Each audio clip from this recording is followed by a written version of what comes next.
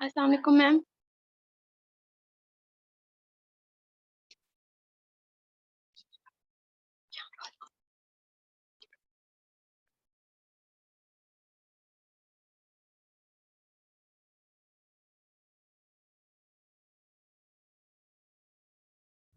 जी वालेकुम अस्सलाम। आप लोगों को मेरी आवाज़ आ रही है?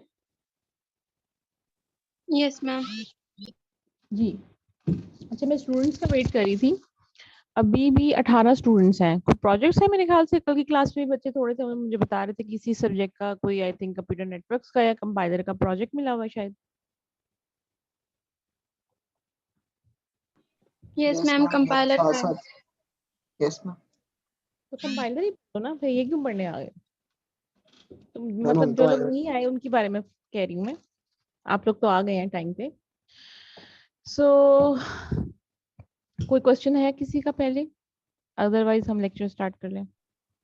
मैम ये जो एक्टिविटीज हिल क्लाइंबिंग वाली, मैम हाँ इसकी जी, सबमिशन आज रात 12 बजे है या कल रात 12 बजे थी? मुझे याद नहीं एग्जैक्टली। मैम वहाँ 3/12 लिखा होता, 3 जून 12 o'clock, तो मैम वो रात 12 बजे एक्सपायर हो आई गई है। थिंक रात को मैम 12। मैंने सबमिट तो करवा दी थी 2 बजे के करीब करीब है। कोई बात नहीं, ठीक है, कुछ नहीं होता। मैम थोड़ा सा टाइम एक्सटेंड कर दें, लाइक 2-3 आवर्स, क्योंकि मेरा भी क्वेश्चन नंबर 1 पड़ा ऐसा हुआ है उसमें। करें कि आप आज रात तक सबमिट करवा दो। Thank you ma'am. Thank you ma'am. ठीक है। और किसी का कोई क्वेश्चन तो नहीं? चलिए जी, आज हम लोगों ने नया टॉपिक स्टार्ट करना है जी। It's very interesting topic. Basically this topic is the basic of deep learning. और इसको हम स्टार्ट करेंगे। जब हमने कोर्स स्टार्ट किया था तो हमने पहले देखा था कि जी प्रॉब्लम सॉल्विंग कैसे करते हैं। ठीक है कि हमारे पास बहुत सारी डिफरेंट पॉसिबिलिटीज हैं। 8 क्वींस प्रॉब्लम को हमने सॉल्व किया था, तो हमने कहा था कि ऐसा नहीं हम कर सकते कि जी 64, बस 8x8 का बोर्ड है, टोटल 64 पोजीशन है, तो फर्स्ट क्वीन के लिए हम 64 पोजीशन दे दें, दूसरे के लिए 63 दे दें। हमने कहा था ऐसा हम नहीं कर सकते। उसकी रीजन ये है कि जो हमारी कंस्ट्रेंट्स हैं कि क्वींस आपस में एक दूसरे को अटैक ना करें, वो इस केस में फुलफिल नहीं हो रहे होंगे। ठीक है। उसके बाद हमने सर्चिंग पढ़ी थी। सर्चिंग में हमने देखा था कि जी अगर अनइनफॉर्म्ड सर्च होती है, हमारी बीएफएस है, टीएफएस है, तो उसमें हमें ऑलमोस्ट सारा सर्च करना पड़ता है ग्राफ, और वो ऑप्टिमल भी नहीं है। स्पेस भी बहुत लेता है, टाइम भी बहुत लेता है। फिर हमने यूनिफॉर्म कॉस्ट सर्च जो था वो अप्लाई किया, जिसमें हम ये देख रहे थे कि हम अपने स्टार्टिंग पॉइंट से कितना दूर हैं। तो उसमें भी यही था कि वो रेंडमली सारा ग्राफ ही ऑलमोस्ट सर्च करता था, उसको भी कुछ नहीं पता था। फिर ह्यूरिस्टिक हमने इंट्रोड्यूस किया, बट ह्यूरिस्टिक गलत भी हो सकता था। फिर हमने इन दोनों की बेसिस के ऊपर, यूनिफॉर्म का सर्च और ह्यूरिस्टिक वाले सर्च की बेसिस के ऊपर, हमने एक नया एल्गोरिथम इंट्रोड्यूस करवाया जिसका नाम था ए स्टार। ठीक है, जो कि वो एक इंटेलिजेंट और एक अच्छा रीजनेबल एल्गोरिथम था। वो पढ़ने के बाद हम लोग जो थे वो गेम्स की तरफ चले गए। हमने देखा कि 1 प्लेयर 2 प्लेयर गेम में, एडवर्सेरियल गेम्स में किस तरह से ह्यूरिस्टिक अप्लाई होता है। अल्फा बीटा पढ़ा, मिन मैक्स एल्गोरिथम पढ़ा। उसके बाद हम आ गए थे मेटा ह्यूरिस्टिक के ऊपर। मेटा ह्यूरिस्टिक्स में हमने देखा कि हिल क्लाइंबिंग है, अभी आप लोग एक्टिविटी भी कर रहे हैं, लोकल बीम सर्च है। फिर हमने मेटा ह्यूरिस्टिक में देखा कि एंड कॉलोनी ऑप्टिमाइजेशन है और जेनेटिक एल्गोरिथम है। और एंड कॉलोनी और जेनेटिक एल्गोरिथम दोनों की जो खास बात थी वो ये थी कि दोनों सेंट्रली कंट्रोल्ड नहीं है। इनका में कोई बेसिक कंट्रोलर या मेन फंक्शन नहीं होता। सब चीज़ें जो हैं वो ऑटोमेटिकली खुद ही से चल रही होती हैं, डिस्ट्रीब्यूटेड होते हैं ये, और बड़े फास्ट होते हैं, बड़े अच्छे होते हैं। और ऐसे प्रॉब्लम्स जहाँ पर कोई ना डेफिनेट स्टार्टिंग पॉइंट है ना डेफिनेट गोल पॉइंट है, वहां पर ये बहुत यूजफुल होते हैं। जैसे कि आपकी 8 क्वींस प्रॉब्लम है। अगर मैं आपको हमेशा एग्जांपल देती हूँ कि अगर मैं पूरी क्लास को चेस का बोर्ड दे दूं और 8 8 क्वींस दे दूं, तो आप सब लोग स्टार्टिंग पॉइंट भी एक डिफरेंट स्टार्ट करेंगे और एंडिंग पॉइंट भी आप सब लोगों का जो होगा वो बिल्कुल ही डिफरेंट होगा। ठीक है।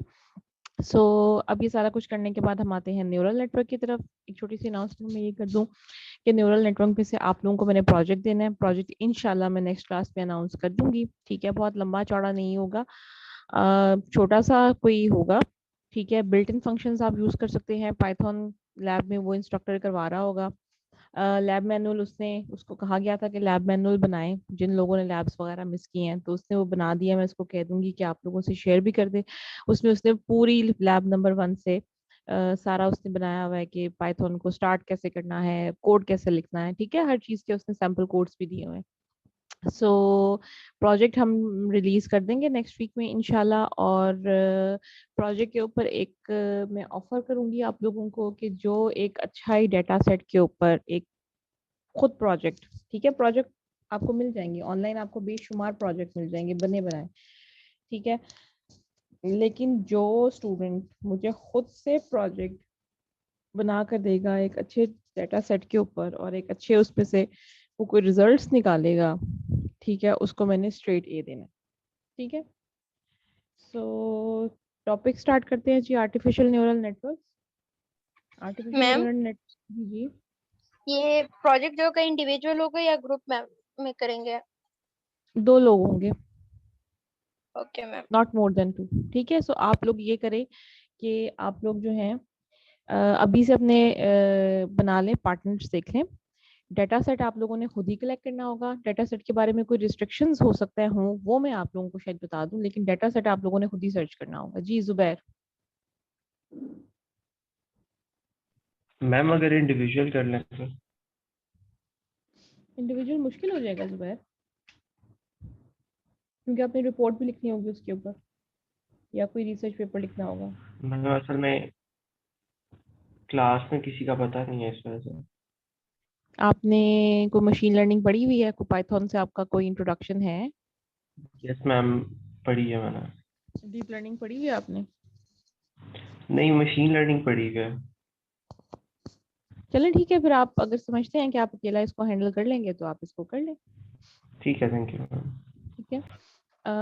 लेकिन देख लें, ये अभी सोच लें, ये ना हो कि एट दी एंड आप मुझे कहेंगे जी मुझसे काम इसलिए नहीं हुआ था क्योंकि मुझे कोई मिला नहीं था, और मेरा प्रोजेक्ट जो है ना आप उसको मार्क्स के लिए कंसीडर करें क्योंकि मैं तो अकेला था। इस तरह की चीज़ मैंने बाद में नहीं करनी। आप अभी से सोच समझ लें कि आप अकेले ठीक है हैंडल मैम। कर लेंगे या फिर आपको किसी की जी हेल्प की जरूरत है, ठीक है।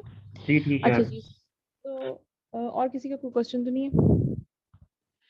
So let's talk about artificial neural network. This is a very interesting topic of AI. I'm sure you all will like it. और neural network जो है basically it was a sub branch of artificial intelligence. ठीक है, क्योंकि ये neural networks असल में इसकी इंस्पिरेशन कहाँ से है? इसकी इंस्पिरेशन थी ह्यूमन ब्रेन से। सो इनिशियली जो ये था neural network, that was part of artificial intelligence. फिर आहिस्ता आहिस्ता जब आर्टिफिशियल इंटेलिजेंस इवॉल्व होती गई और आर्टिफिशियल इंटेलिजेंस में बहुत सारे ऐसी चीज़ें थी जो कि स्टेटिस्टिक्स से रिलेटेड थी, वो सारी जब मशीन लर्निंग का पार्ट बनती गई तो इवेंचुअली ये भी मशीन लर्निंग का पार्ट बन गया, क्योंकि न्यूरल नेटवर्क को मोस्टली जो यूज़ किया जाता है क्लासिफिकेशन के लिए यूज़ किया जाता है, और क्लासिफिकेशन जो है that is part of machine learning, ठीक है। सो इंस्पिरेशन का है जी आर्टिफिशियल न्यूरल नेटवर्क की हमारे ह्यूमन ब्रेन से। हमारे ब्रेन के अंदर बिलियंस ऑफ न्यूरॉन्स होते हैं, ठीक है, और सब के सब न्यूरॉन्स जो हैं वो आपस में कनेक्टेड होते हैं। न्यूरॉन्स क्या होते हैं जी? बेसिक टिश्यू होते हैं, सॉरी बेसिक टिश्यू नहीं, बेसिक सेल होते हैं जो कि बिल्डिंग ब्लॉक्स होते हैं ब्रेन के, जिसके थ्रू हम लर्न करते हैं, हम जिसके थ्रू हम हमारी मेमोरी होती है, जिसके थ्रू हम देख सकते हैं, ठीक है। सो सारी चीजें प्रोसेसिंग है, याद रखना है, आप कैलकुलेशन कर रहे हैं, आपको अभी तक टेबल्स याद है, बचपन में आपने टेबल्स याद किए थे, या आप जुबानी जो है मेंटल मैथ कर रहे हैं, ये सारी चीजें जो हैं ये आपकी कोई नई चीज आप लर्न कर रहे हैं, कोई चीज सीख रहे हैं आप, ये सब चीजें जो है ये मेंटल मैथ जो है आपका, ये मेंटल मैथ और लर्निंग करना है, और कोई मेमोरी आप है रिकॉल कर रहे हैं आप किसी चीज को, ये सब की सब चीजें जो है आपके ब्रेन में होती हैं, और ब्रेन में सारी कंट्रोल होती हैं न्यूरॉन्स के थ्रू, ठीक है। तो ह्यूमन बॉडी के अंदर, एक नॉर्मल ह्यूमन ब्रेन के अंदर बिलियंस ऑफ न्यूरॉन्स होते हैं। न्यूरॉन्स जो हैं दीज आर स्मॉलर सेल्स, और इनको आप माइक्रोस्कोप के बगैर नहीं देख सकते, ठीक है।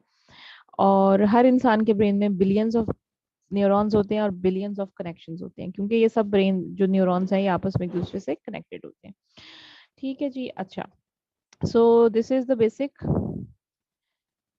डायग्राम ऑफ न्यूरॉन, ठीक है। हर न्यूरॉन की ऐसी ही शेप होती है। क्या होता है उसके अंदर जी? एक उसके अंदर होती है सेल बॉडी। अगर आप लोगों में से किसी ने हाई स्कूल में भी, मतलब 7-8 में भी बायोलॉजी पढ़ी है, तो आपको पता होगा कि जो एक बेसिक सेल होता है उसके अंदर, कोई भी सिंपल सा सेल हो उसके अंदर एक सेल बॉडी होती है, ठीक है। सो इसके अंदर एक सेल बॉडी होती है, ठीक है, और इसके दोनों साइड्स के ऊपर इस तरह के स्ट्रक्चर्स होते हैं, थ्रेड लाइक स्ट्रक्चर्स होते हैं। एक स्ट्रक्चर जो होता है उसको हम कहते हैं एक्सॉन, और दूसरा जो स्ट्रक्चर होता है उसको हम कहते हैं डेंड्राइट्स। ठीक है, एक्सॉन जो होता है वो इस तरह का होता है, लॉन्ग सा। डेंड्राइट्स जो होती हैं वो होती हैं ट्री ब्रांचेस की तरह। ठीक है, अब एक्सॉन और डेंड्राइट्स का काम क्या है जी? एक्सॉन और डेंड्राइट्स का काम ये है कि ये एक न्यूरॉन को कनेक्ट करती हैं रेस्ट ऑफ द न्यूरॉन से। ठीक है, एक न्यूरॉन जो है वो एक न्यूरॉन से भी कनेक्टेड हो सकता है, मल्टीपल न्यूरॉन से भी कनेक्टेड हो सकता है। ठीक है, सो एक्सॉन जो होता है वो भी कनेक्टेड होता है दूसरे न्यूरॉन से, और जो आपके डेंड्राइट्स होते हैं वो भी कनेक्टेड होते हैं आगे आपके दूसरे न्यूरॉन से। किस तरह से कनेक्टेड होते हैं कि ये यहाँ पर एक नया न्यूरॉन स्टार्ट हो रहा है और ये एक डिफरेंट न्यूरॉन। ठीक है, ये आपस में कनेक्टेड किस तरह से हैं जी? ये आपस में कनेक्टेड इस तरह से हैं, ये एक दूसरे के बहुत करीब करीब होते हैं। ठीक है, और इनके बीच में एक छोटा सा गैप होता है। ठीक है, इस गैप को हम कहते हैं साइनैप्स। साइनैप्स का मतलब भी बेसिकली होता है गैप। ठीक है, सो साइनैप्स होता है हर न्यूरॉन के बीच में।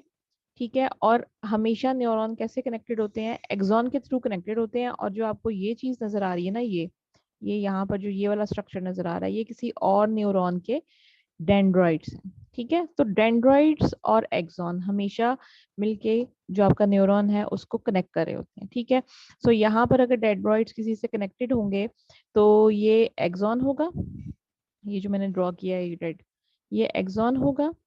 ठीक है, ये यहाँ पर सेल बॉडी होगी और ये यहाँ पर इसके डेंड्राइट्स होंगे। ठीक है, और आप देख सकते हैं यहाँ पे मल्टीपल डेंड्राइट्स हैं और मल्टीपल सेल से ये कनेक्टेड हो सकता है। ठीक है, तो एक्सॉन और डेंड्राइट्स के थ्रू जो आपके न्यूरॉन्स हैं वो आपस में एक दूसरे से कनेक्टेड होते हैं। ठीक है, और हमेशा जब ये कनेक्टेड होते हैं ना तो इनके बीच में गैप होता है। ये कभी भी आपस में इस तरह से कनेक्टेड नहीं होते जिस तरह से बिजली की तारें आपस में कनेक्टेड होती हैं। ठीक है, आपको पता होगा कि अगर आपको जरा सा भी इलेक्ट्रिसिटी का अंदाजा है ना, तो आपको पता होगा कि अगर बीच में कहीं से तार टूट जाए या स्विच ऑफ हो जाए, ठीक है, तो इलेक्ट्रिसिटी पास नहीं कर सकती। ठीक है, तो हमारा ब्रेन जो है, हमारा ब्रेन में भी तो यही हो रहा है ना कि आपस में न्यूरॉन्स कनेक्टेड है। जैसे आपकी बॉडी के अंदर वेन्स हैं, ब्लड वेसल्स हैं, ब्लड की वेन्स हैं, कैपिलरीज हैं। अगर कोई भी एक बीच में से टूट जाए, ठीक है, या एक भी बीच में से ब्लॉक हो जाए तो ब्लड की सर्कुलेशन तो रुक जाएगी। ठीक है, तो हमारे ब्रेन में क्या है? ब्रेन में न्यूरॉन्स के अंदर ब्लड नहीं पास करता।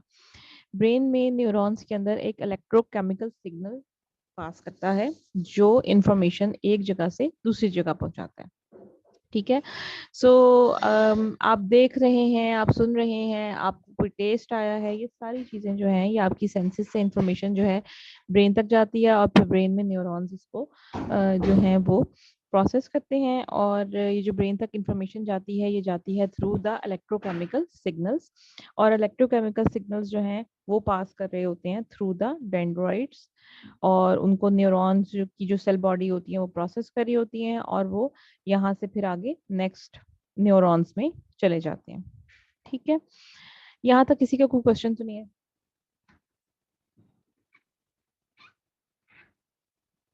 किसी का कोई क्वेश्चन? अच्छा, so the question really is कि हमें पता है कि बिजली जो है अगर बीच में तार ब्रेक हो जाए तो बिजली तो नहीं गुजर सकती। अगर हमारी बॉडी के अंदर कोई वेन ब्लॉक हो जाए, ब्लड पास नहीं कर सकेगा, तो why the gap is here? ठीक है, ये गैप यहाँ पर क्यों है? सो ये गैप यहाँ पर इसलिए है क्योंकि ये गैप कंट्रोल करता है कि हम क्या चीज लर्न कर रहे हैं और हम क्या चीज लर्न नहीं कर रहे हैं। ठीक है, ये गैप जो है ये कंट्रोल करता है कि हमने क्या चीज लर्न करनी है और हमने क्या चीज लर्न नहीं करनी। किस तरह से ये गैप कंट्रोल करता है? अगर आपकी पूरी क्लास एक लाइन में खड़ी हुई है, जैसे आप बचपन में असेंबली के अंदर खड़े होते थे, ठीक है, और आपको पीछे से कोई बहुत जोर से पुश करे, बहुत जोर से, सबसे पिछले वाले स्टूडेंट को, तो क्या आप समझते हैं कि उसका इम्पैक्ट आगे वाले स्टूडेंट तक जाएगा जो सबसे आगे क्लास में खड़ा हुआ है, सब लाइन के अंदर खड़ा हुआ है? Yes ma'am. ठीक है, सो अगर एक सिग्नल बहुत पावरफुल आता है, ठीक है, अगर एक सिग्नल बहुत पावरफुल आता है तो वो इस गैप को क्रॉस कर देगा। अगर एक सिग्नल वीक आता है तो वो इस गैप को कभी भी क्रॉस नहीं कर सकेगा। This is how your brain works, ठीक है। This is how you learn something, ठीक है। कि आपको कोई चीज समझ आती है तो क्या होता है, जब आप कोई नई चीज करते हैं, कोई नई चीज लर्न करते हैं, आपके ब्रेन में कोई नई चीज आती है तो आपके ब्रेन के अंदर नए कनेक्शंस बनते हैं, ठीक है। और वो नए कनेक्शंस किस तरह से बनते हैं कि आपके डिफरेंट न्यूरॉन्स जो उस प्रोसेसिंग से रिलेटेड होते हैं, उस फील्ड से रिलेटेड होते हैं, वो डिफरेंट किस्म के नए और न्यूरॉन्स के साथ कनेक्शंस बनाते हैं। और किस तरह से बनाते हैं, इवन आपने कोई इंफॉर्मेशन भी रिकॉल करनी होती है, कोई चीज याद करनी होती है, तब भी ऐसा ही होता है, ठीक है। सो एक एग्जांपल छोटी सी मैं हर क्लास में देती हूँ कि आजकल फिर वो PSL स्टार्ट होने वाला है, ठीक है। सो आप मैच देख रहे हैं, आपकी टीम का मैच है, कुछ सेमीफाइनल फाइनल मैच है, आप देख रहे हैं और आप बहुत उसके अंदर इंटरेस्टेड हैं, आप उठना नहीं चाहते, आप कोई काम नहीं करना चाहते, आपको कोई कहता है जी मुझे पानी पिला दो, ठीक है। So there are two things जो कि हो रही हैं। एक आपकी आई का सिग्नल है जो कि ब्रेन के अंदर जा रहा है, ठीक है। और एक आपके ईयर का सिग्नल है जो कि ब्रेन के अंदर जा रहा है, ठीक है। मोस्टली क्या होता है कि आप लोग जो हैं, अगर आपको कोई इस तरह कहे, फॉर एग्जांपल अम्मी कहें टीवी देख रहे हो, मैच देख रहे हो, मुझे पानी ला दो, मुझे ये काम कर दो, तो उनको 2 से 3 दफा कहना पड़ता है, ठीक है। या आप लोग बिल्कुल इग्नोर कर देते हो और उनको खुद उठ के लेना पड़ता है, ठीक है, जो भी उनका काम है। वो ऐसा क्यों होता है? ऐसा इसलिए होता है कि आपकी आई से जो सिग्नल जा रहा है और आपका जो मैच में आप इंटरेस्टेड हैं, उस सिग्नल की पावर जो है वो बहुत ज्यादा है। और वो सिग्नल जो है वो आपका साइनैप्स क्रॉस करके आपको बार बार यही न्यूरॉन्स, नेक्स्ट न्यूरॉन्स में जाकर यही कह रहा है कि keep on watching the match. आपके ईयर में जो सिग्नल आ रहा है ना, उसकी स्ट्रेंथ कम है, ठीक है। उसकी स्ट्रेंथ कम क्यों है? क्योंकि आप वो काम करना नहीं चाह रहे। ब्रेन ने खुद ही डिसाइड कर लिया कि किस सिग्नल की स्ट्रेंथ ज्यादा होगी, किस सिग्नल की स्ट्रेंथ कम होगी, ठीक है। सो ईयर से जो सिग्नल जा रहा है उसकी स्ट्रेंथ कम होगी, वो कभी भी साइनैप्स क्रॉस नहीं कर सकेगा। अगर वो साइनैप्स क्रॉस कर भी लेता है तो हो सकता है वो आगे उन न्यूरॉन्स तक ना पहुंचे जो आपकी बॉडी को ऑर्डर करते हैं कि उठें, मूव करें और जाकर पानी लेकर आए, ठीक है। सो आपका ब्रेन जो है वो आपको कमांड यही देता जा रहा है कि जी keep on watching the match, ठीक है। Keep on watching the match. इस सिग्नल की स्ट्रेंथ बहुत ज्यादा है जो आई के थ्रू आ रहा है, और इस सिग्नल की स्ट्रेंथ बहुत थोड़ी है जो आपके ईयर के थ्रू आ रहा है, जो जिसमें आपसे किसी ने कोई हेल्प मांगी है, ठीक है। अच्छा, यही अगर चीज हम मैप करें ना, कि आपके घर में कॉल बेल होना शुरू हो गई है, गेट पर बेल बजना शुरू हो गई है, ठीक है। तो वो काम आपको पता है इंपॉर्टेंट है और वो काम आपको उठकर इवेंचुअली करना ही पड़ेगा, ठीक है। So this is how our brain learn, this is how we, मैं अक्सर स्टूडेंट्स को कहती हूँ कि ये जो है ना, दिस इज द मैकेनिज्म जिसकी वजह से हम अक्सर ढीठ बने रहते हैं, हम काम नहीं करते टाइम पे, ठीक है। सो लर्न करें, आप अपने ब्रेन को लर्न करना सिखाएं, अपने ब्रेन को कंट्रोल करना सिखाएं, बजाय ये कि आपका ब्रेन आपको कंट्रोल करे। जितने भी मोटिवेशनल स्पीकर्स होते हैं, जितनी भी आप बुक्स देखेंगे, बहुत सारे जो प्रोफेशनल ट्रेनर्स होते हैं, जैसे आजकल एक बहुत कॉमन एक वो इंस्ट्रक्टर है, उसकी बुक्स हैं, रॉबिन शर्मा की बुक्स हैं, वो यही कहता है, ठीक है, कि ब्रेन के अंदर पैटर्न्स हैं, उन पैटर्न्स को लर्न करें, अपने ब्रेन को लर्न करना सिखाएं, ठीक है, कंट्रोल करें उसको। जी, क्वेश्चन जीशान और फयाज के, नहीं एक ही स्टूडेंट है कि 2 स्टूडेंट्स हैं? यस मैम, मेरा नाम है। मैम मैं पूछना ये चाह रहा था कि हम ब्रेन कैसे डिसाइड करता है कि हमें कौन सा काम करना है और कौन सा नहीं करना। जैसा कि हम मैच देख रहे होते हैं तो हमें ब्रेन कहता है कि आपने कीप ऑन वॉचिंग, और आपको जो है दूसरा अगर आपको कोई वो बोले इंटरेस्टिंग तो लग रहा होता है ना मैच, आपको वो मैच इंटरेस्टिंग लग रहा होता है, आप उठना नहीं चाहते वहां से, तो वो ब्रेन खुद ही डिसाइड कर लेता है।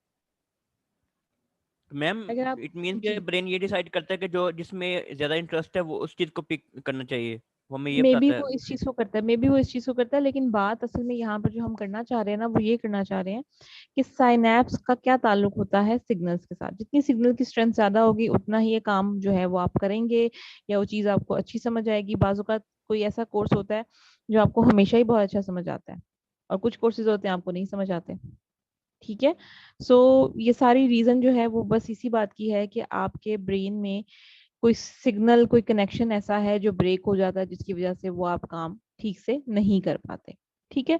तो अभी यहाँ पर हम ये सिग्नल्स और ब्रेन की बात नहीं करेंगे, इसलिए नहीं करेंगे क्योंकि ये बेसिक अंडरस्टैंडिंग थी ब्रेन की, क्योंकि यही चीज जो है ये हम अपने आर्टिफिशियल न्यूरॉन्स के अंदर भी करते हैं। हमारे आर्टिफिशियल न्यूरॉन्स के अंदर भी जो लर्निंग होती है वो भी इसी प्रिंसिपल के अकॉर्डिंगली होती है कि हम भी जो इनपुट्स आ रही होती हैं उन इनपुट्स को कोई स्ट्रेंथ देते हैं, कोई वेट देते हैं, ठीक है। और जब इनपुट के साथ कोई वेट ऐड होता है तो ऑब्वियसली इनपुट जो है वो बढ़ जाती है, वो कम भी हो सकती है, वो बढ़ भी सकती है, और जब वो कम या ज्यादा होती है तो उसके अकॉर्डिंगली हम उसके ऊपर डिसीजन मेकिंग करते हैं। ठीक है, यहाँ तक क्लियर है सबको? कोई इशू किसी को यहाँ तक कोई या कोई प्रॉब्लम? ठीक है, अच्छा जी। सो ये तो था इस स्लाइड के अंदर हमारा ओरिजिनल ब्रेन, ठीक है, या ओरिजिनल न्यूरॉन। अब हम पढ़ेंगे अपना आर्टिफिशियल न्यूरॉन, ठीक है। So this is the equation of an artificial neuron, basic artificial neuron, ठीक है। सो यहाँ पर आप लोगों ने देखा कि हमारा ब्रेन के अंदर मल्टीपल न्यूरॉन्स होते हैं, बिलियंस ऑफ न्यूरॉन्स होते हैं और सब आपस में कनेक्टेड होते हैं, ठीक है। सो यहाँ पर भी आप देख सकते हैं ये जो समेशन आपको नजर आ रही है, समेशन जो है आइडेंटिफाई कर रही है कि आपके पास मल्टीपल न्यूरॉन्स हैं, ठीक है। अच्छा, अब समेशन के आगे क्या लिखा हुआ है जी? समेशन के आगे लिखा हुआ है WI एंड XI, ठीक है।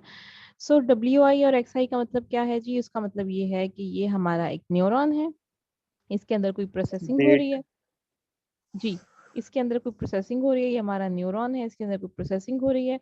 इसको दो चीजें मिल रही हैं, एक इसको वेट मिल रहा है, ठीक है, और दूसरा इसको इनपुट मिल रही है, ठीक है। हमें भी तो एक इनपुट मिल रही है ना, हम मैच देख रहे हैं तो हमारी वो इनपुट है। हमारा ब्रेन चाह रहा है कि हम मैच ही देखते रहें, तो वो उस मैच देखने की सिग्नल स्ट्रेंथ है, ठीक है। सो हमारे आर्टिफिशियल न्यूरॉन के पास भी एक इनपुट है, एक उसका वेट है, और आर्टिफिशियल न्यूरॉन जो है अपनी बॉडी के अंदर, अपने सेल बॉडी के अंदर कोई प्रोसेसिंग करेगा, प्रोसेसिंग करने के बाद वो हमें आउटपुट दे देगा, ठीक है। और क्योंकि हमारे ब्रेन में मल्टीपल न्यूरॉन्स होते हैं तो हमारे आर्टिफिशियल न्यूरल नेटवर्क जो है उसके अंदर भी मल्टीपल न्यूरॉन्स होते हैं, और न्यूरॉन्स आपस में कनेक्टेड हो सकते हैं, और एक न्यूरॉन की आउटपुट दूसरे न्यूरॉन की इनपुट भी हो सकती है, ठीक है। कुछ भी किसी भी तरीके से आपस में कनेक्टेड होते हैं, ठीक है। अच्छा, अब कॉन्सेप्ट आता है जी ह्यूमन ब्रेन के अंदर साइनैप्स था, गैप था, सिग्नल की स्ट्रेंथ जो थी, इलेक्ट्रोकेमिकल सिग्नल की स्ट्रेंथ जो थी वो डिटरमिन करती थी कि जो आपका सिग्नल है वो क्रॉस करेगा या वो सिग्नल क्रॉस नहीं करेगा। तो यहाँ पर वो जो साइनैप्स है और वो जो एक्शन है स्ट्रेंथ का, वो किस तरह से लेकर आया जाए, ठीक है, उसके लिए हम यूज करते हैं एक थ्रेशोल्ड फंक्शन, ठीक है। थ्रेशोल्ड फंक्शन हमें ये बताता है कि हमारा सिग्नल आगे पास करेगा या नहीं पास करेगा, ठीक है। फॉर एग्जाम्पल, अगर आपका आंसर, आप कुछ चीज कैलकुलेट कर रहे थे और आपका आंसर आता है 0.44, ठीक है, तो मे बी आप उसको राउंड करके लिखो 0.4, ठीक है। लेकिन अगर आपका आंसर जो है वो आता है 0.49, तो डेफिनेटली आप क्या करोगे, आप उसको राउंड करके 0.5 लिखोगे, ठीक है। सो थ्रेशोल्ड फंक्शन जो है वो भी यही होता है। थ्रेशोल्ड का बेसिकली मतलब होता है लिमिट, ठीक है। तो थ्रेशोल्ड जो है वो किस तरीके से काम करता है जी? यहाँ पर पीछे अगर हम देखें तो पीछे हमने क्या किया था, पिछली स्लाइड के अंदर हमने कहा था कि अगर सिग्नल की स्ट्रेंथ बहुत ज्यादा होगी, इनपुट आ रही है और उसकी स्ट्रेंथ आ रही है, अगर उसकी स्ट्रेंथ ज्यादा होगी तो वो इस गैप को क्रॉस करेगा, अगर उसकी स्ट्रेंथ ज्यादा नहीं है तो वो इस गैप को क्रॉस नहीं करेगा। सो एट दिस मोमेंट अभी हम एज्यूम करते हैं कि या तो सिग्नल क्रॉस करता है या फिर सिग्नल क्रॉस नहीं करता, ठीक है। सो यहाँ पर भी जो हमारी थ्रेशोल्ड है हमारे आर्टिफिशियल न्यूरॉन के अंदर, उसमें भी हम यही करते हैं कि या तो हमारा सिग्नल क्रॉस करेगा या हमारा सिग्नल क्रॉस नहीं करेगा, ठीक है। क्रॉस नहीं करेगा तो इसका मतलब है कि कोई वैल्यू नहीं आएगी, क्रॉस करेगा तो शायद उसमें कोई वैल्यू आ जाएगी, ठीक है। अच्छा जी, सो थ्रेशोल्ड का फंक्शन में हम क्या करें जी? थ्रेशोल्ड के फंक्शन को हम कहते हैं कि हमारे पास जो एक न्यूरॉन था, मैंने भी आपको दिखाया, ये एक X1 था, W1 था, ये एक सिंपल सा न्यूरॉन है, वो प्रोसेसिंग कर रहा है इन दोनों को लेकर, और एक आउटपुट है Y1 वो दे रहा है, ठीक है। तो थ्रेशोल्ड फंक्शन हम जो है वो हम कैसे लिखेंगे? वो हम लिखेंगे कि अगर तो Y1 की वैल्यू जो है वो greater than equals to threshold है, ठीक है, तो आंसर क्या होगा? 1 होगा। ठीक है, 1 का क्या मतलब है कि सिग्नल क्रॉस हो गया। अगर y1 की वैल्यू, सॉरी,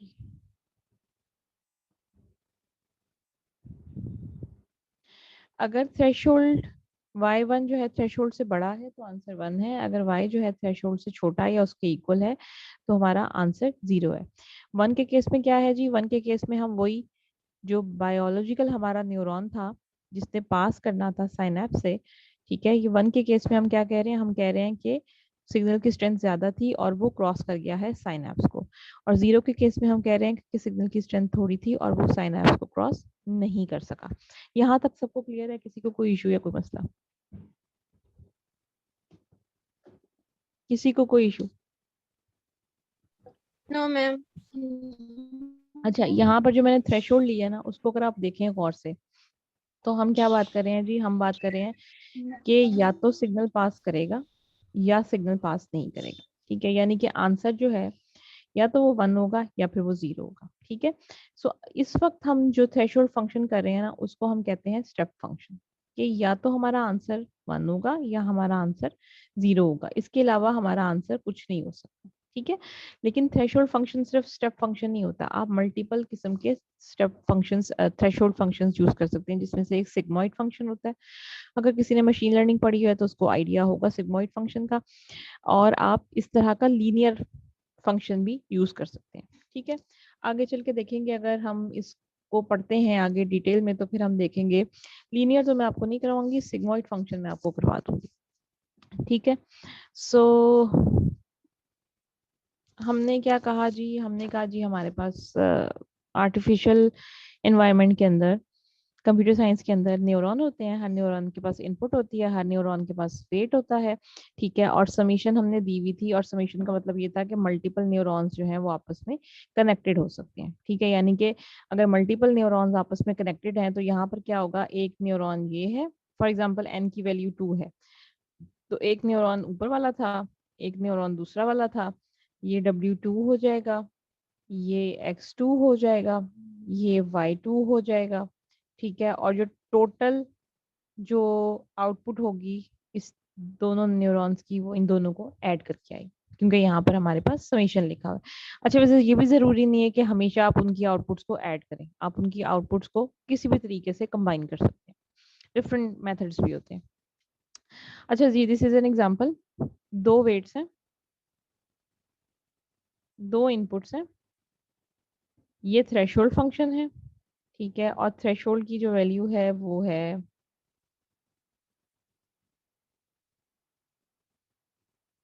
1। मुझे जरा इसका आंसर बताएं, इसको सॉल्व करें और आंसर बताएं।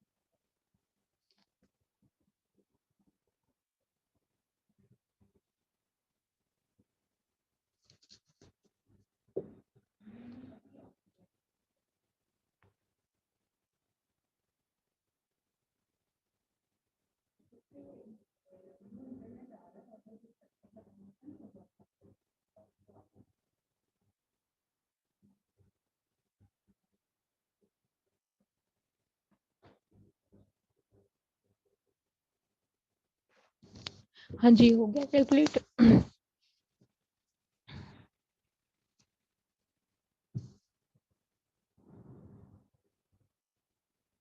क्या वैल्यू आएगी एंड पे? ये जो न्यूरॉन्स हैं ये आपस में कनेक्टेड हैं, इन दोनों की वैल्यू एंड पे क्या आएगी? आउटपुट क्या आएगी इस टोटल नेटवर्क की?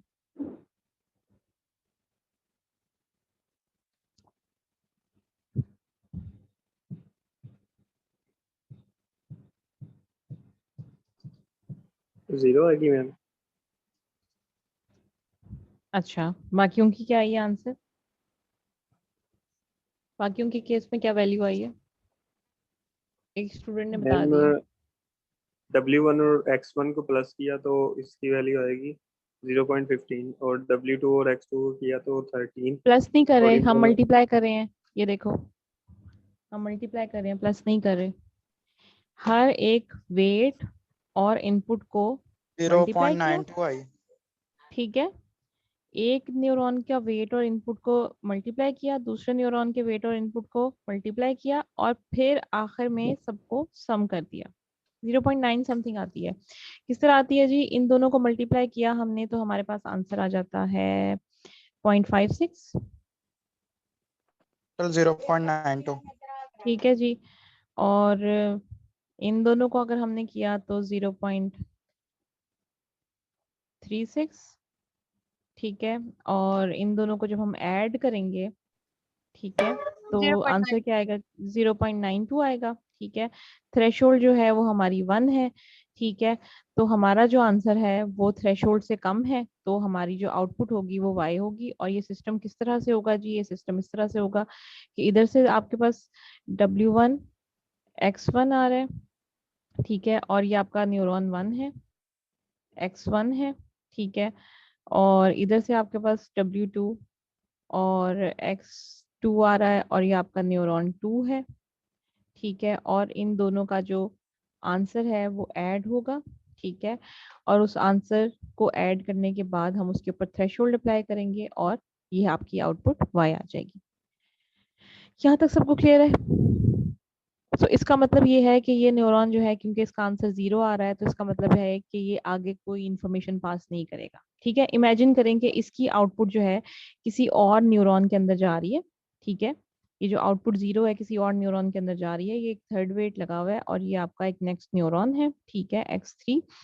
तो यहाँ पर X3 के अंदर जितना मर्जी आप हाई वेट लें, जितना मर्जी हाई वेट लें, जब उसकी इनपुट ही जो X3 है वो जब 0 जा रही है, ठीक है, तो जो मर्जी कर लें आप इसके वेट के साथ, यहाँ पर कोई भी इंफॉर्मेशन नहीं पास होगी यहाँ से भी, और आंसर नेक्स्ट आंसर भी 0 ही आएगा, ठीक है। अनलेस के यहाँ पर X3 के साथ कोई और कनेक्टेड हो और उसकी आउटपुट और इसकी आउटपुट सम हो रही हो। जब तक ऐसा नहीं होगा तभी आपकी आउटपुट जो है वो नॉन जीरो आ सकती है, अदरवाइज आपकी आउटपुट 0 आएगी। यहाँ तक सबको क्लियर है? कोई इशू किसी को या कोई problem? Any problem? No ma'am. अच्छा जी, सो ये पढ़ लें प्लीज।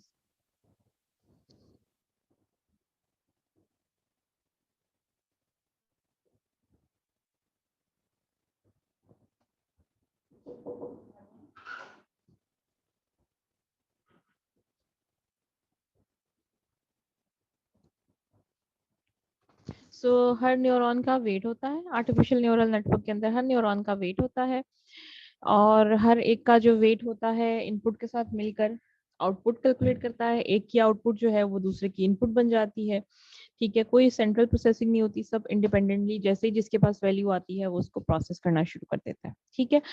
अच्छा, सबसे इम्पोर्टेंट बात जो ये है वो ये है यहाँ पर कि वेट जो है वो एडजस्टेबल होता है, ठीक है, क्योंकि ह्यूमन ब्रेन के अंदर भी वेट हमेशा एडजस्टेबल होता है, सिग्नल की स्ट्रेंथ हमेशा एडजस्टेबल होती है। समटाइम्स आप एक काम जो कर रहे होते हैं एक सिचुएशन में जो अप्रोप्रिएट होता है वो दूसरी सिचुएशन में अप्रोप्रिएट नहीं होता, ठीक है। दैट्स व्हाई आपके जो वेट होते हैं सिग्नल के या सिग्नल की जो स्ट्रेंथ होती है that is adjustable, real life में भी होती है, और उसी चीज को हम रेप्लिकेट करते हैं अपने आर्टिफिशियल न्यूरॉन के अंदर, ठीक है। अब आती है जी बात परसेप्ट्रॉन की। What is a perceptron?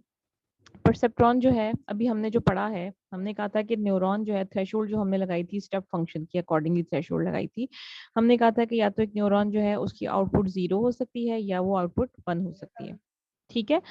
So neuron जो है, एक न्यूरॉन सिंपल एक ऐसा न्यूरॉन जो कि अपनी जो आउटपुट्स हैं उनको कैटेगराइज कर सके कि वो 0 आ रही है या 1 आ रही है, यानी कि वो हमेशा अगर ये आंसर देता है कि मेरी वैल्यू 1 है या मेरी वैल्यू 0 है, ठीक है, तो ऐसे न्यूरॉन को हम कहते हैं परसेप्ट्रॉन, ठीक है। और परसेप्ट्रॉन जो होते हैं वो यूज किए जाते हैं क्लासिफिकेशन में बहुत ज्यादा, ठीक है।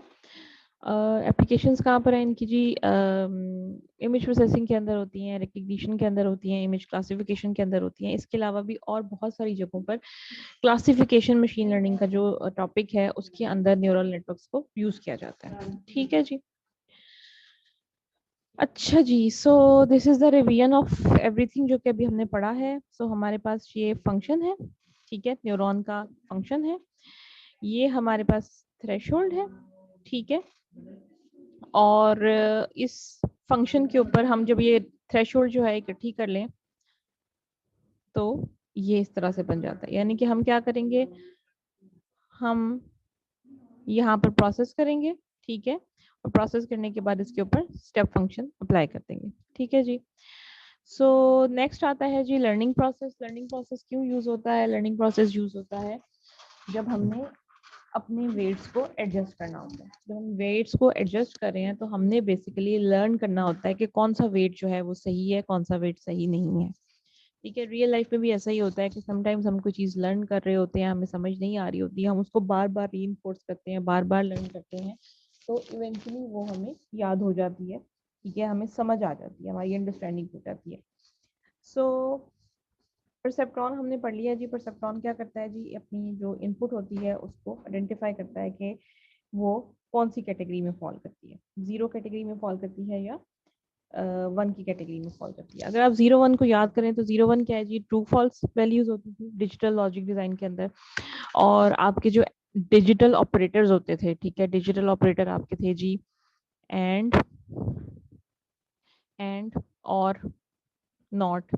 इन सब की हमेशा जो आउटपुट होती थी वो 0 या 1 होती थी। तो इसका मतलब ये है कि एक परसेप्ट्रॉन की अगर आउटपुट या 0 या 1 होगी तो वो परसेप्ट्रॉन जो है उसको हम यूज कर सकते हैं एंड और या कोई लॉजिकल ऑपरेटर जो है उसको इम्प्लीमेंट करने के लिए। ठीक है, सो यहाँ पर हम इम्प्लीमेंट करने जा रहे हैं और ऑपरेटर को।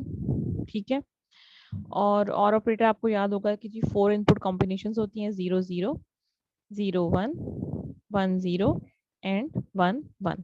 ठीक है, और हमेशा इनका आंसर क्या आता है? 0 1 1 1, या 0 आता है या 1 आता है। और हमेशा इनपुट्स में हमारे पास जो कॉम्बिनेशंस होती हैं वो 0 या 1 की ही कॉम्बिनेशन होती है। ठीक है, सो अगर हमने और को इम्प्लीमेंट करना है न्यूरल नेटवर्क के थ्रू तो हमारे पास कितने न्यूरॉन्स होने चाहिए?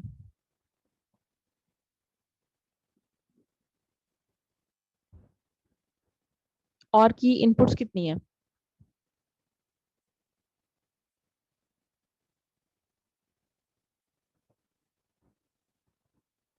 और की इनपुट कितनी है?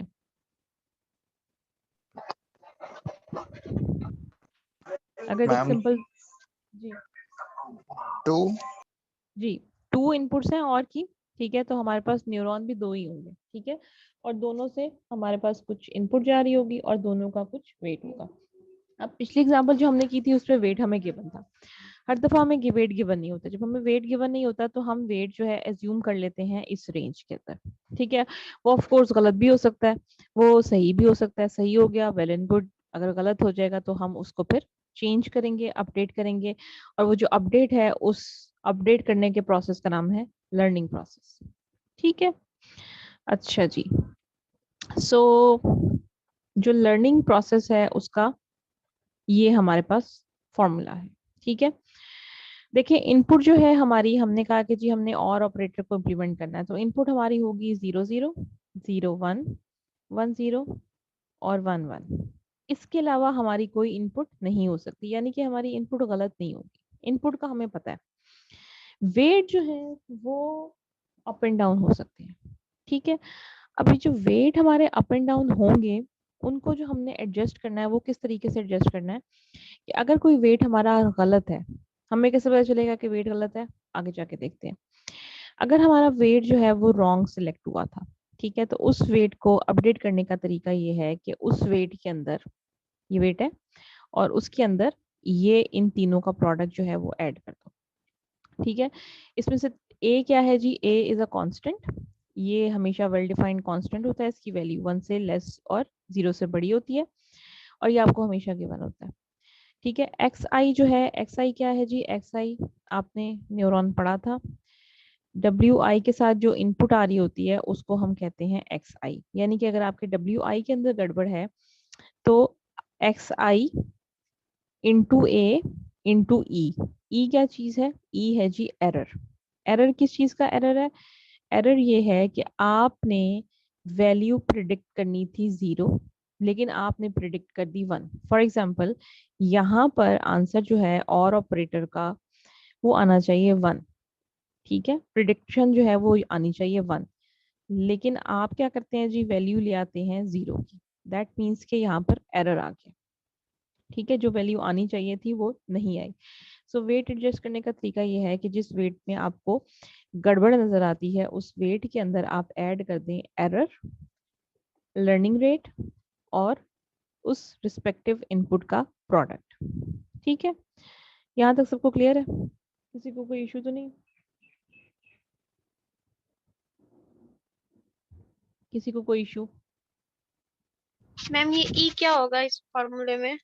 अब ई है जी एरर, आगे चल के हम देखते हैं कि ई कैसे निकालना है। Okay ma'am. अच्छा जी, सो ये हमारे पास आ गया थ्रेशोल्ड, ये हमारे पास आ गया ए एंड थ्रेशोल्ड आ गई। ठीक है, हम क्या करने जा रहे हैं, हम और ऑपरेटर को आइडेंटिफाई करने जा रहे हैं। और ऑपरेटर में हमारे पास सबसे पहली जो इनपुट कॉम्बिनेशन आती है वो 0 0 आती है, सबको पता है। ठीक है, सो इनपुट हमारी x1 x2 जो है वो 0 0 हो गई। वेट हमारे जो है हमने खुद ही से डिसाइड कर दिए।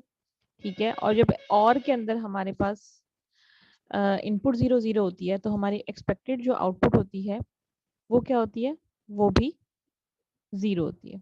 ठीक है, सो हम क्या करेंगे जी, x1 जो है वो मल्टीप्लाई हो जाएगा, सॉरी ये W2 नहीं है, ये W1 है, ये W2 है।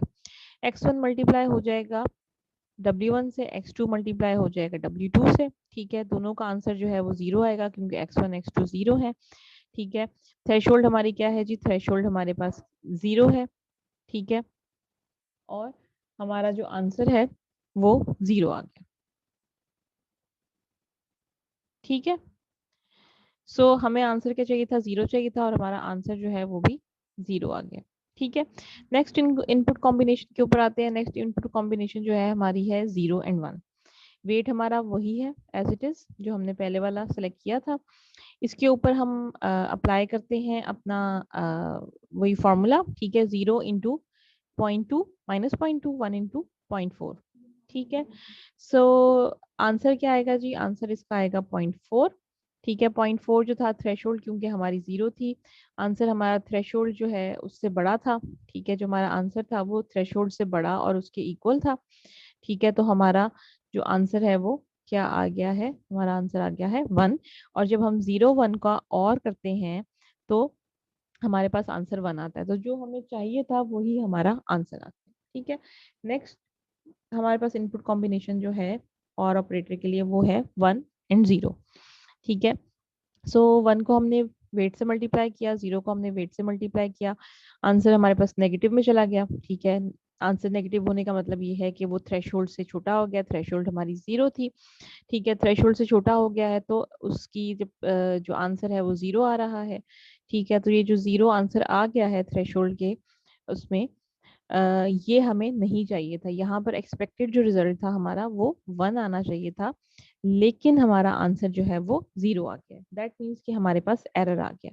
अब जब हमारे पास एरर आ गया है तो हमें अपना आंसर करेक्ट करना है। आंसर करेक्ट करने के लिए हम इनपुट करेक्ट नहीं कर सकते क्योंकि इनपुट जो है वो करेक्ट है। तो हमने क्या एडजस्ट करना है, हमने एडजस्ट करना है वेट को। वेट एडजस्ट करने के लिए वही जो मैंने आपको पहले फॉर्मूला बताया था कि आपने जो भी वेट एडजस्ट करना है उस वेट के अंदर आपने प्रोडक्ट ऐड कर देना है। कौन सा? ए इंटू एक्स आई। एक्स आई क्या है जी, एक्स आई वो इनपुट है जो उस वेट के साथ जा रही है, इंटू एरर। ठीक है, सो यहाँ पर एरर आपका क्या था जी, आपकी एक्सपेक्टेड आउटपुट क्या थी, 1 थी, और आपको एक्चुअल क्या मिली है, 0। तो आपका एरर जो है वो 1 है। ठीक है, ए क्या है, ए 0.2 है, आपको गिवन है। एक्स आई क्या है जी, एक्स आई आपको गिवन है 1 है, और एरर क्या है, एरर भी आपका 1 है। ठीक है, और पहला वेट जो है दैट इज योर -0.2 वाला वेट। ठीक है, तो क्या हमने किया जी, इन सबको हमने सॉल्व किया तो हमारे पास अब W1 जो है वो अपडेट हो गया है और W1 जो है वो -0.2 की बजाय 0 हो गया। ठीक है, इसी तरह हम W2 को अपडेट करेंगे। W2 को अपडेट करने के लिए हम क्या करेंगे जी, 0.4 था W2 का वेट और यही प्रोडक्ट, यही हमारे पास एरर था, यही प्रोडक्ट था। 0.2 जो है वो A है और 1 हमारे पास एरर है और 0 क्या है जी, 0 हमारी x2 की इनपुट थी। ठीक है, सो यहाँ पर आंसर आ गया है 0.4। सो हमारे पास ओरिजिनली वेट 2 जो था वो भी 0.4 था और अभी भी 0.4 है। दैट मीन्स कि जो प्रॉब्लम थी वो हमारे इस वेट में नहीं थी, 0.4 वाले वेट में नहीं थी, क्योंकि ये तो एज इट इज रहा ना, इसको तो किसी ने कोई इफेक्ट ही नहीं किया। सो प्रॉब्लम कहाँ पर थी जी, हमारी प्रॉब्लम आ रही थी हमारे इस वाले वेट के अंदर जो कि W1 था। अब हमारे पास W1 W2 अपडेट हो गए हैं। अपडेटेड W1 और W2 को यूज करेंगे। लास्ट इनपुट कॉम्बिनेशन जो है वो हमारे पास है 1 और 1 और उसकी जो एक्सपेक्टेड आउटपुट है वो भी 1 है। ठीक है, सो पहला वेट हमारा -0.2 की बजाय 0 हो गया और दूसरा वेट एज इट इज रहा।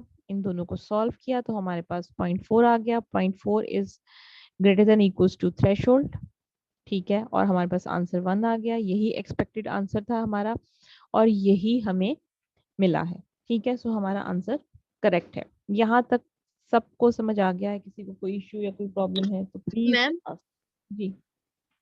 ये जिसका आंसर गलत आया था, एक्सपेक्टेड आंसर 1 था और 0 आ रहा था, तो मैम हम उसको दोबारा कैलकुलेट नहीं करेंगे? उसको करेंगे कैलकुलेट, लेकिन अभी बाद में बताती हूँ। अभी तक यहाँ पर किसी को कोई इशू तो नहीं है? No ma'am. अच्छा, सो अब आप लोगों ने देखा कि अब मैं स्टेबल से आपको बताती हूँ कि हमारे पास पहली इनपुट कॉम्बिनेशन थी 0 0, एक्चुअल आंसर भी 0 था और एक्सपेक्टेड भी 0 था। वेट आपने इनिशियली सोचे हुए थे 0.2 -0.2 और 0.4। नेक्स्ट आपके पास कॉम्बिनेशन थी 0 1, एक्सपेक्टेड भी सेम था, एक्चुअल भी सेम था और वेट हमारे पास ये था। थर्ड कॉम्बिनेशन थी 1 0, यहाँ पर हमारे पास एक्सपेक्टेड जो था वो एक्चुअल नहीं आया था, तो हमने क्या किया था, अपने वेट को चेंज कर लिया था। ठीक है, अब वेट चेंज करने के बाद हमने जो वेट नए लिए थे उन वेट्स को हमने इस थर्ड कॉम्बिनेशन के ऊपर ट्राई नहीं किया था और अपडेटेड वेट्स को हमने ट्राई कर लिया था चौथी इनपुट कॉम्बिनेशन के ऊपर विच वाज 1 1 और अपडेटेड वेट्स के बावजूद वो हमारे पास जो आउटपुट थी वो बिल्कुल सही आई थी, एक्चुअल भी और एक्सपेक्टेड भी।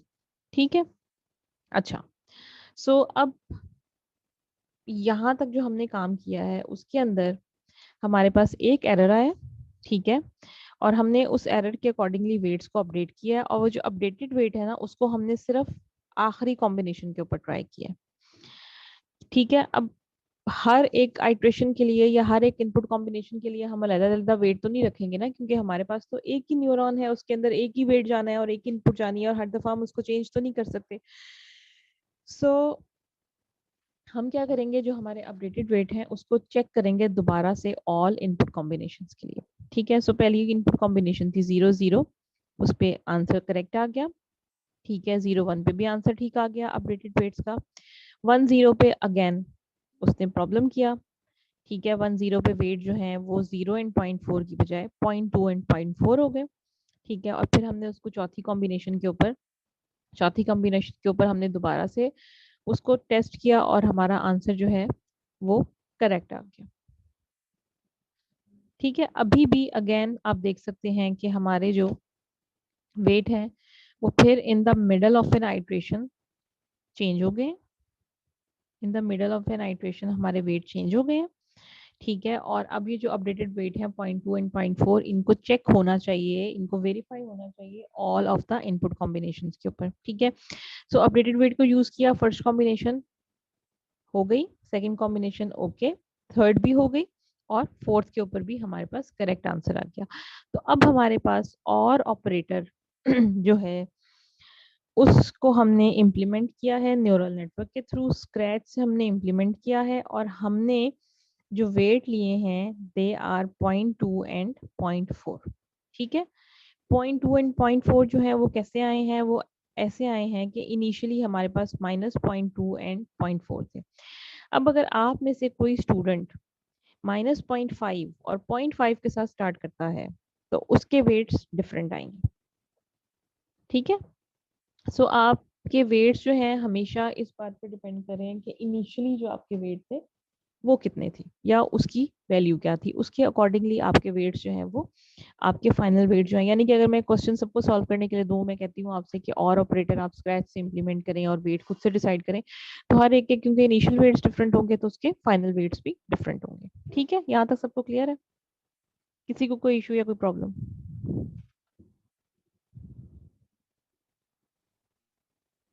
Any issue, any problem? No. अच्छा जी, अच्छा ये देखें, हमने अपनी चारों इनपुट कॉम्बिनेशंस को एक दफा रन किया, दूसरी दफा रन किया, ठीक है, और तीसरी दफा रन किया। ये जो रनिंग हो रही है ये वाली, इसको हम कहते हैं epoch. First epoch, second epoch, third epoch. और ये जो एक इपॉक के अंदर 1 1 1 1 4 दफा आया हुआ है, 2 4 दफा आया हुआ है, 3 4 दफा आया हुआ है, दिस इज आइट्रेशंस।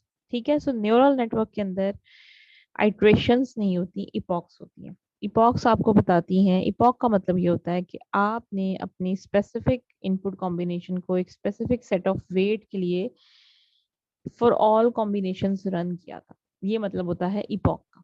ठीक है, सो न्यूरल नेटवर्क में हमेशा इपॉक्स होती हैं, न्यूरल नेटवर्क के अंदर कभी भी आपकी आइट्रेशंस नहीं होती।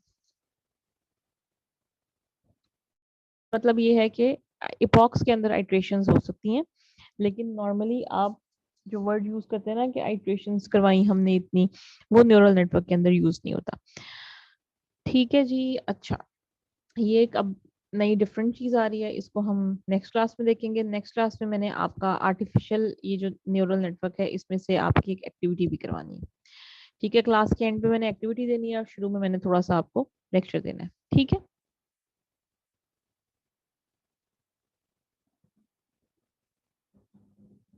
किसी का कोई इशू है तो पूछ लें, अब मैं अटेंडेंस लगाने लगी।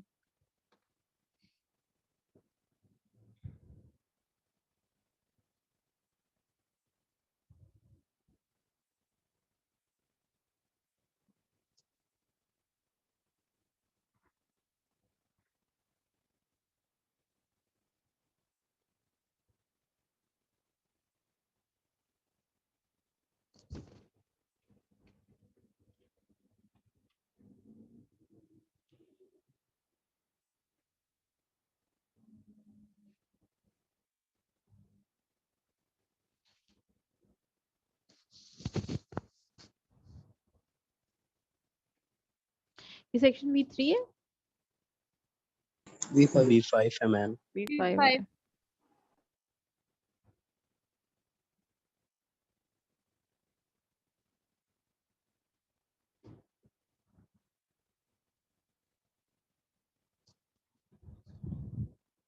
जिसका मैं नाम बोल रही हूँ काइंडली अपना हैंड रेज करता जाए।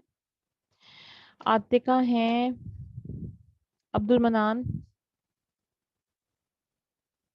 अब्दुल मनान,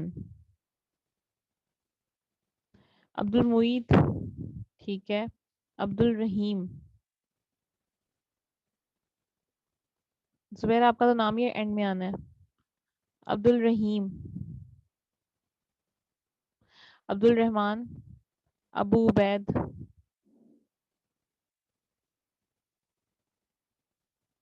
Ahmad Dawood,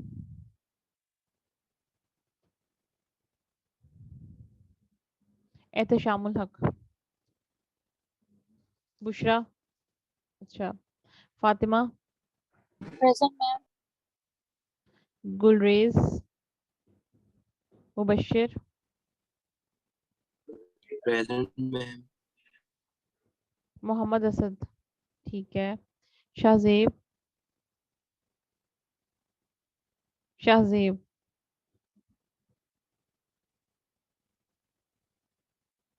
Kashaf, Kashaf Muin, Kashaf Saleem, present ma'am. Kashaf Saleem present. Khaqan, Khaqan,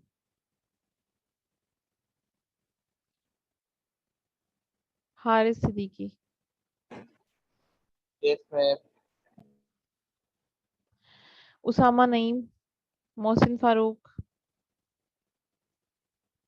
Mohsin, Mudassir, Bilal, sorry Bilal नहीं, Abdullah, Yes, ma'am. Ehsan, sorry Asnan, Present. Asnan, Present, ma'am. Haider,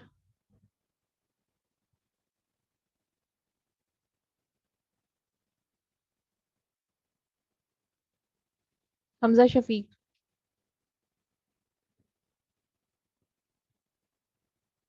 Haris, Mohammad Haris, Yes, ma'am. Muaz,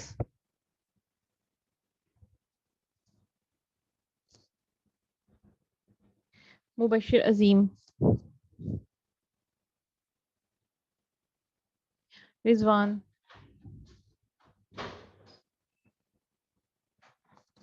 Mohammad Shahzeb Ali,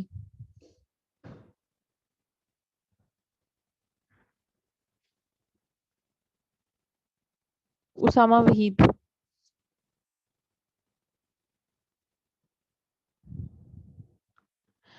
Abu Ubaid को अब याद आया या अब ज्वाइन किया है? यलमाज,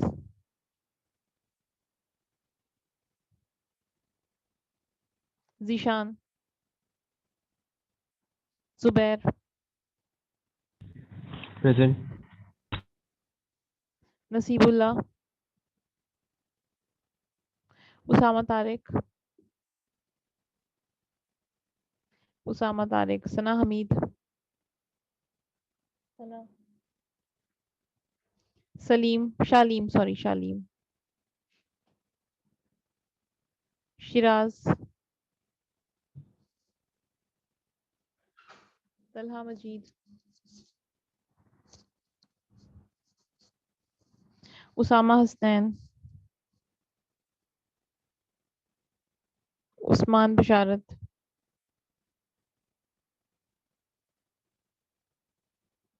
जुबैर मोहम्मद,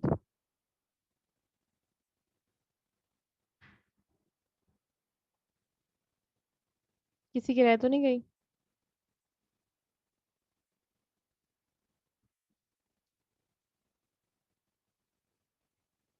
ओके जी, thank you so much. Next class में याद रखिएगा आप लोगों की एक्टिविटी है और ये जो न्यूरल नेटवर्क का रह गया टॉपिक इसको हम कंप्लीट कर लेंगे, ठीक है।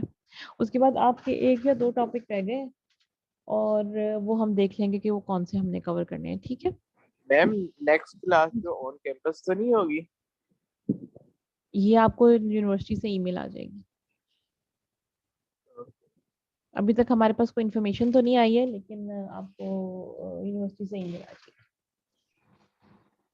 Okay ma'am. ओके जी, थैंक यू, अल्लाह हाफिज।